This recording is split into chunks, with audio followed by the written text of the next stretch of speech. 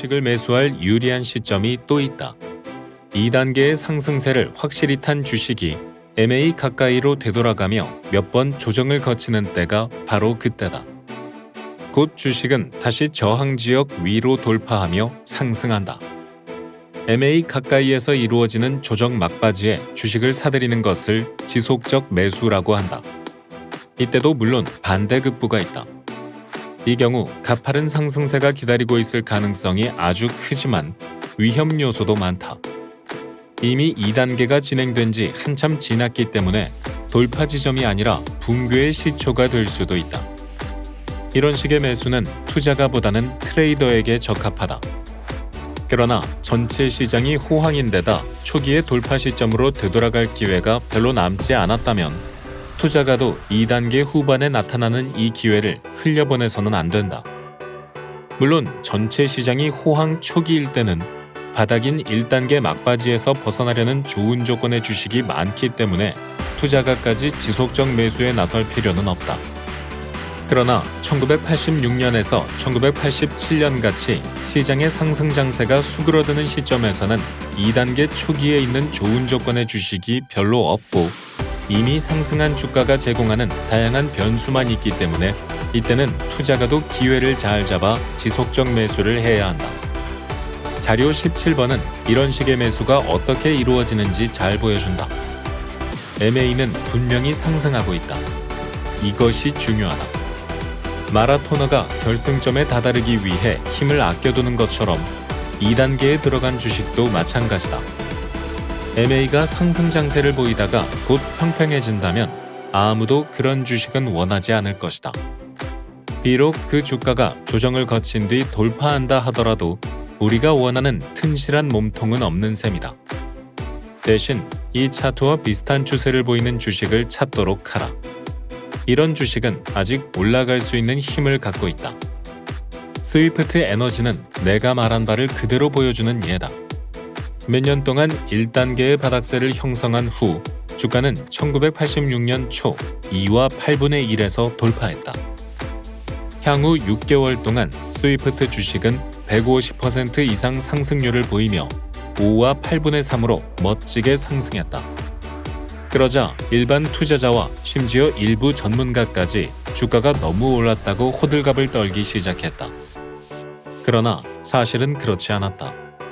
그 후 5개월 동안 주가는 그동안 거둔 엄청난 수익에 따른 조정 과정을 거치며 숨을 골랐다. 그러나 이때도 30주간의 MA는 쉬지 않고 상승세를 이어갔다. 그리고 1987년 2월 조정 과정 끝낸 주식은 5와 2분의 1에서 돌파. 향후 4개월 동안 240% 이상의 폭발적인 상승률을 보였다. 돌파점인 5와 2분의 1 근처로 풀백도 하지 않은 것은 놀랄 일도 아니었다. 1단계에서 이루어지는 돌파의 80%에서는 미미한 풀백이 따르지만 지속적 매수에서는 돌파 이후 풀백이 일어나는 경우가 반도 안 된다. 말로 홈런을 칠 주식인 경우 특히 그렇다. 그러면 이런 때 적절한 전략은 무엇일까? 주식이 마지막 저항선을 넘어 돌파하는 순간 투자액 전부로 그 주식을 매수하는 것이다.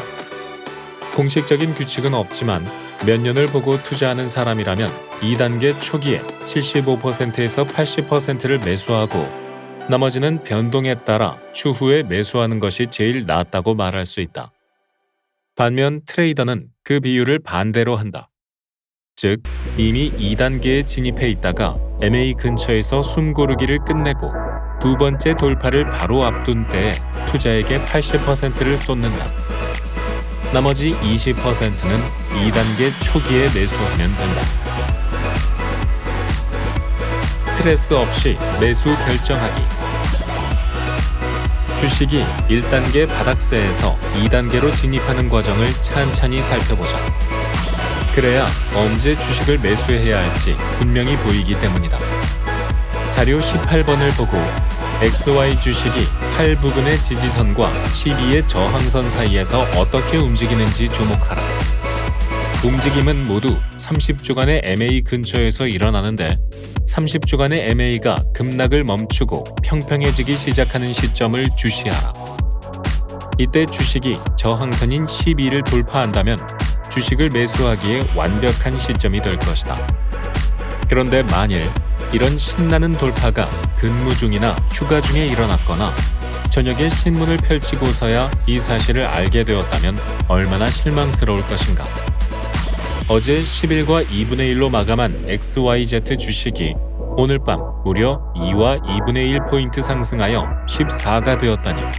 그리고 이 기회를 놓쳐버렸다니. 당장 중개인에게 전화해 가격이 아무리 뛰었다 하더라도 그 주식을 매수하라고 해야 할까? 그건 정답이 아니다. 시세 조회용 단말기를 사러 뛰쳐나갈 필요도 없다. 하루에도 몇 번씩 중개인과 통화하거나 컴퓨터를 켜볼 필요도 없다. 사실 이런 식으로 움직이는 것은 고통만 줄 뿐이다. 게다가 이렇게 움직이다 보면 이성적으로 결정하지 못하고 감정에 휩싸여 충동적으로 결정을 내리기 쉽다. 내 경우에는 한밤중이나 주말에 내린 판단이 가장 현명했다. 우연히 그렇게 된 것이 아니라 이때는